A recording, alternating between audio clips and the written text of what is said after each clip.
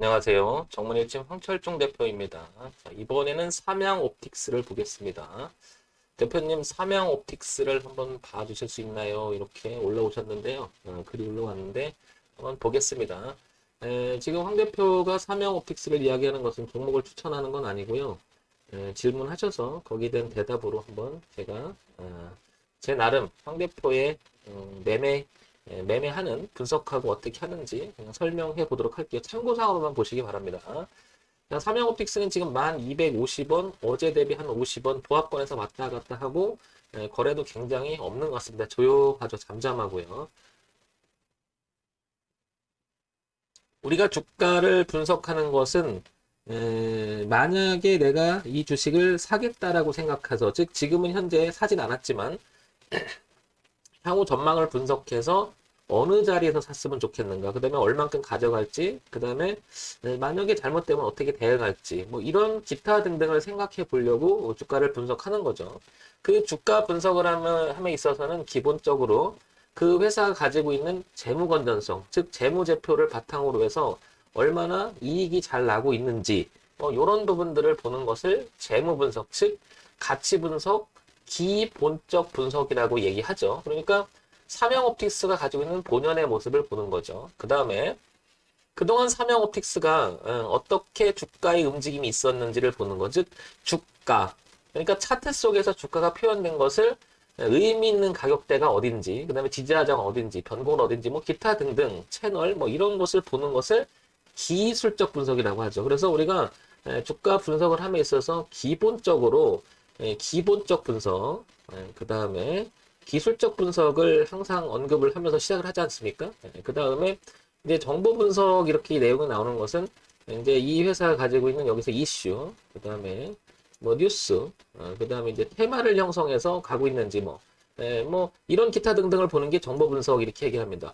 어느 하나를 가지고 이게 좋으니까 간다, 뭐 이게 좋으니까 간다, 뭐 이게 좋으니까 간다 이렇게 말할 수 있는 것은 아니고 어느 정도는 요 세 가지를 복합적으로 우리가 판단해 봐야 되겠죠. 그래서 통합적으로 생각을 해봐야 될 게 아주 기본적인 것 같고요. 그렇다 하더라도 여기에 더해서 그렇다 하더라도 대외 변수가 존재하죠. 대외 변수. 항상 우리나라는 수출을 주로 수출에 영향을 받는 나라니까 여기서 가장 대외 변수 중에 하나가 이제 환율이라고 하는 부분이 항상 등장할 것이고, 그 다음에 에너지에 관한 이야기 수급 낼 때는 오일에 관한 이런 얘기, 이런 결정을 좌우하기도 하고요. 그 다음에 우리나라는 뭐 지정학적으로 위치가 북이라고 하는 지정학적으로 또 미사일 날리고 또 핵 어쩌고 하게 되면 또 거기서 또 출렁거려 쓰고 있고요. 뭐 어쨌든 이런 기타 등등의 변수가 합작이 돼서 주가가 결정이 될 거예요. 그죠? 그런데 이제 기본적으로 그 회사가 이 종목이 탄탄하다라고 하면, 그리고 수급적인 측면이나 흐름이 괜찮다고 하면 다소 중간 파동에 의해서 밀릴 수는 있겠지만은 전체적으로 우상향으로 진행하는 종목, 즉 우량한 종목이라고 말을 하죠. 그런 종목들을. 그래서 재무 건전성을 보는 것은 아주 기본적으로 봐야 되지 않을까 이렇게 생각됩니다. 그런 면에서 삼양옵틱스는 한번 보겠습니다. 한번 보면요. 기본적으로 코스닥, 그 다음에 중견기업, 그 다음에 소형주, 제조, 의료 정밀 기기로 이렇게 분류가 돼 있죠. 코스닥에 상장되어 있는 회사고요. 시가총액이 1000억이 좀 넘어갑니다. 지금 오늘 보합권 유지되니까 뭐 한 1000억에서 왔다 갔다 한다고 봐야 되겠죠. 자, 이런 다음에 요걸 한번 보겠습니다. 삼양옵틱스를 볼게요. 자, 삼양옵틱스를 보게 되면 카메라용 렌즈, 영상 교환 렌즈, 뭐 영화 렌즈, 뭐 이런 거, 광학. 그러니까 카메라 쪽에 있는 특화된 그런 회사인 것 같아요. 그죠? 의료 정밀 쪽에 이렇게 분류가 되어 있고요. 그죠?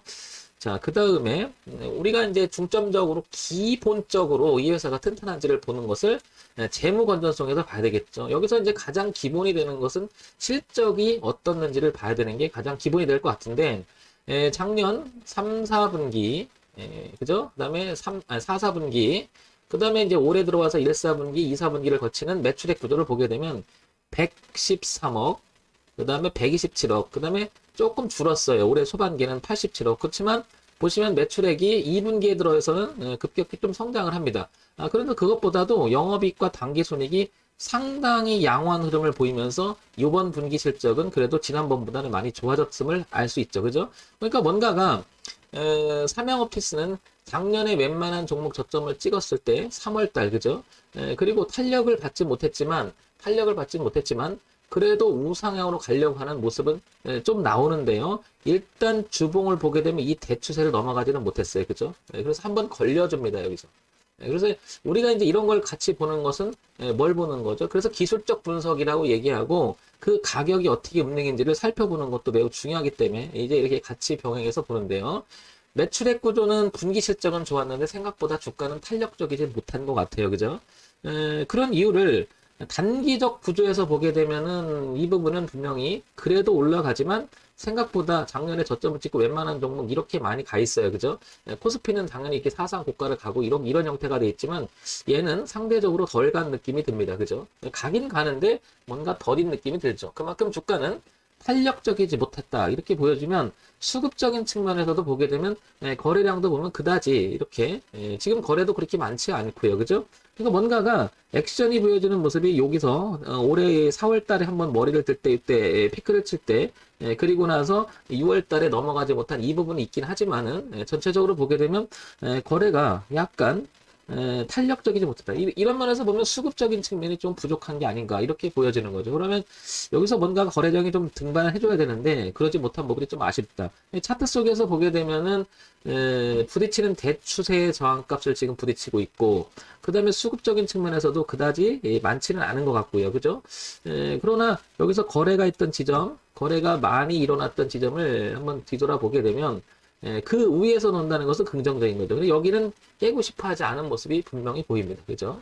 그리고 나서 월봉을 보게 되면 대추세를 벗어나지 않고 또한 이렇게 저 위에서 내려오는 이 선을 넘어가지 못했습니다. 그러면 지금 약간 모습이 우리가 얘기하는 이거를 수렴 과정에 있다 이렇게 표현을 많이 하잖아요. 그러니까 뭔가가 모아지고 있어요. 그죠? 뭔가가 모아지고 있다가 이대로 올라가게 되면 이 흐름을 대추세의 고점이 낮아졌던 이 흐름을 바꿔준다면 주가는 다소 이렇게 탄력을 받으면서 위로 한번 틀 수 있지 않을까. 그러면 여기 보면은 저항값이 있었죠. 그럼 여기서 보게 되면 한 지금 1250원인데 이렇게 1차적으로는 여기 저항까지 간다고 하면 12,000원까지 열려있는 공간이 보임을 알 수 있죠. 그러면 깨지 말아야 될 흐름은 당연히 이 흐름을 깨지 말고요. 그죠? 그 다음에 조금 기다렸다가 이렇게 돌아가는 모습을 좀 확인해야 되지 않을까 이렇게 생각이 듭니다. 또한 돌아가는 모습 속에서 조금 거래도 좀 동반해 줘야 되지 않나 이런 생각이 들어요. 지금 그런 부분이 부족하니까 이게 들어가도 아마 답답한 모습 속에서 늘어지는 모습들이 그래서 나타나지 않을까 이렇게 판단해 봅니다. 따라서 새롭게 진입을 하려고 하거나 그 다음에 들고 계신 분 입장에서는 굉장히 답답하겠죠. 자, 그래서 한번 더 보겠습니다. 뭘 보냐면 여기서 이제 연간 실적을 봐야 되겠죠. 아마도 연간 실적이 어떤 모멘텀이 부족하지 않나 이런 생각이 드는데 보다시피 2018년엔 605억을 했고요. 요거 캡처를 찍을게요. 요거는 이제 증권사의 전망치니까 내비두고요. 2019년대도 2018년에도 600억대 그 다음에 600억대를 했는데 이 부분이죠. 2020년에는 매출액 구조가 반토막이 났습니다. 하지만 영업이익과 당기순이 마이너스는 아니었었어요. 그죠? 그러니까 주가가 상대적으로 올라가지 못한 모습도 영업이익과 당기순이익이 괜찮기 때문에 버텨주지 않나 이렇게 생각이 들고요. 다시 분기 실적으로 가볼게요. 분기 실적이 작년에 비해서 이제 2분기 실적이 들어오면서 올해 2, 4분기 실적이 들어오면서 1, 4분기 좀 부족했지만 이렇게 늘어가는 모습이 좀 약간 기대 가능성을 갖고 있지 않나 이런 생각이 드는 거죠. 그러면 현재 주가는 고가가 낮아지는 대추세를 못 가는 이유도 바로 이 부분이 연간 실적의 모멘텀이 부족하지 않나 이런 생각이 듭니다. 반대로 이런 주의 실적이라면 더 이상 빠지긴 어렵죠. 반대로. 그래서 빠질 수도 있지만 그 기본적인 가격을 여기를 지켜는 8,800원을 지킨 이유도 바로 이런 게 아닐까 싶은 건데 그러면 기본적으로 이렇게 지금 현재 형성되지만 내려온다면 8,800원이라는 기준을 이렇게 잡아두는 게 의미가 있지 않을까 싶은 거죠. 그러면서 얘가 머리를 파동을 치 왔다 갔다 해서 8,800원 깨지 않는 범위에서 이렇게 돌아가는 모습이 나오고 그 다음에 분기 실적이 우상향으로 계속 조금 유지가 된다면 접근해 볼 만하지 않나 이런 생각이 듭니다. 지금은 연간 실적의 모멘텀이 부족한 게 아마 문제점으로 보이지 않나. 또 하나 수급적인 측면에서 보게 되면 지금 거래량이 많지가 않다라는 거죠. 그러니까 누군가가 이 회사가 괜찮고 다 좋은데 수급적인 측면이 좀 들어와줘야 된다. 그러니까 지금 들어가는 것보다는 관심 있다면 적어도 이 대추세를 바꿔주고요. 그리고 와서 지지하는 거 확인하고 이렇게 들어가면 8,800원이라고 하는 기준이 워낙 뚜렷하게 잡혀 있기 때문에 거기만 깨지 않으면 그러니까 파동의 범위를 1차적으로 이렇게 볼 수 있지 않나 싶은 거죠. 8,800원에서 12,000원까지 이렇게 그죠? 이렇게 볼 수 있지 않나 싶은 거죠. 이렇게 표시할 수 있겠죠. 자, 그래서 지금 1250원은 8,800원과 12,000원 사이 거의 중간쯤에 위치해 있는 거죠. 그러니까 지금은 조금 섣불리 들어가는 것보다는 저런 부분을 좀 기다렸다가 하는 게 어떻겠나 싶습니다. 여기서 가장 중요한 것은 이거예요. 포인트는 가격적인 기술적 분석으로 보면 8,800원, 그 다음에 포인트를 잡아가면 당연히 분기 실적이 여기까지 이제 좋아지고 있잖아요. 그러면 올해 연도에 3, 4분기 실적도 이거는 그래도 상회하는 정도가 나와줘야 탄력적으로 주가는 조금이라도 올라가지 않을까 싶고요. 연간 실적이라고 하는 부분에 대해서는 당연히 이익은 잘 내고 있잖아요. 그죠? 조금 주가가 빠지는 모습이 있긴 하지만 그러니까 2019년에 비해서 2020년은 거의 반 정도 했잖아요. 그러니까 적어도 매출액 구조가 386억에서 요 연도까지는 좀 올라가는 모멘텀이 생겨야 주가는 이 흐름을 베껴나가지 않을까 싶어요. 그러니까 여기서 중요한 포인트 8,800원을 깨지 않고 그 다음에 분기 실적이 적어도 130억 했으니까 요런 이상은 유지가 돼 주고요. 그죠? 그러면서 차트의 위치는 이렇게 바꾸어져야 되지 않나 싶은 거죠. 그래서 이 박자가 맞았을 때 주가는 탄력적으로 올라가지 않겠나. 그러면 이 부분 12,000원이 넘어가게 되면 위에 열리는 공간이 굉장히 넓어지죠. 여기 넘어지면 넘기게 되면 당연히 이렇게 주봉에서 형성이 되는 그림을 보게 되면 이렇게 됐잖아요. 이렇게. 그래서 18,800원 이렇게 되는 공간 속에서 파동의 범위가 이렇게 이제 확대될 수 있다. 그래서 1차적으로 12,000원, 그 다음에 여기 보시면 여기까지 열리는 공간이 생기는 거죠. 하나 좋은 건 그거죠. 재무 건전성이 그래도 좋은데 모멘텀적인 쪽에서는 부족한 거죠. 그러니까 뭔가가 일정 범위를 넘어가줘야 되는 그 부분이 부족한 거죠. 그런 점 한번 볼 필요가 있을 것 같고요.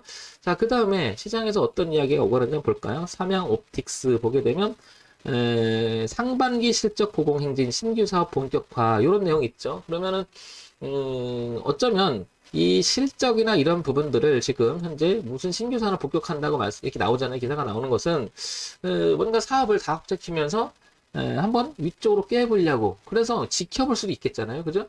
그럼 이런 이야기들이 분명히 튀어나올 거예요. 그러면 그 나오는 구역이 여기를 넘어가는 그 구역 속에서 이렇게 8,800원 넘어가서 어쨌든 주가는 흐름을 약간 바꿔놔야 되는데 대흐름이 아직 걸려있기 때문에 혹시나 이런 거 보시면 돼요. 올라갔다 부딪혀 떨어졌고 올라갔다 부딪혀서 떨어졌고 여기도 올라가지 못하고 이렇게 떨어질 수 있는 염려는 있으니까 그래도 뒤를 보는 거죠. 그래서 8,800원 그리고 얘를 본격적으로 바뀌어주면 내려오던 흐름의 방향의 전환이 일어나고 올라가준다면 이렇게 12,000원 전 지지와 저항점 하나 있고요. 그 다음에 위에 보면 거래가 많은 16,000원대 이렇게 열리지 않나 이렇게 싶은 거죠. 이렇게. 다소 그래서 요거는 좀 지켜봐야 되지 않을까 싶습니다. 그러니까 내용들이 가시화시키는 부분이 나와야 되는데 이런 부분이 있었다. 그 다음에 또 한번 볼게요. 현금 배당도 좀 했습니다. 그죠? 저런 분 되게 튼튼하니까 배당을 하는 거 남는 게 있으니까 하는 거니까요. 그 다음에 뭐 이렇게 쭉 나오면 뭐 악재가 될 만한 이야기는 없는 것 같습니다. 가장 중요한 건 일단 실적이 되고 모멘텀이죠. 실적이 우상향으로 가는 모멘텀. 요거를 좀 기다려야 되지 않나 싶은 거죠. 황 대표는 이거 해볼래? 당연히 해볼 것 같아요. 그 대신 지금 하는 게 아니고요. 황 대표 강의를 뭐 몇 번 들으셨지만 알겠지만 지금보다는 이 부분이 현재는 흐름 속에서 차트에서 지금 걸릴 수 있는 자리잖아요. 우리가 이게 기술적 저항이라고 할 수가 있는 자리잖아요. 그래서 기술적 저항을 넘겨놓고요. 기술적 지지로 바뀌어서 요걸 확인하고 그때 할 것 같습니다. 지금은 보류하고요. 그래서 요거는 관심 종목에 등록을 시켜놓고 꾸준히 볼 수 있는 종목이 아닌가 이런 생각이 듭니다. 자, 요런 점 참고해서 보시기 바랍니다. 다시 한번 말씀드리면 중요 가격대는 8,800원 그리고 12,000원, 그리고 17,000원까지 이렇게 열고 보면 되지 않을까 싶습니다. 그래서 우상향으로 이렇게 가되 흐름을 바꿔주고 주가가 이런 형태가 됐을 때 의미가 있지 않나 싶어요. 이렇게. 자, 당연히요. 18,800원을 벗어나게 되면 이 강력했던 지지가 저항으로 바뀌면 이렇게 놀면 주가는 다소 느려지거나 다시 한번 제1선으로 후퇴할 수가 있겠죠. 그 일선이라고 하는 전저점을 말하는 건데 이렇게 후퇴되면 다시 이렇게 빠질 수가 있기 때문에 항상 위험관리 차원에서 여기는 비중을 줄이거나 이 밑에 놀게 되면 아니면 끊고 다음 기회를 노려야 되겠죠. 자, 이런 점 참고해서 보시기 바랍니다. 정문일집 황철중 대표였고요. 좋아요, 구독, 그리고 알림 기능 부탁드립니다.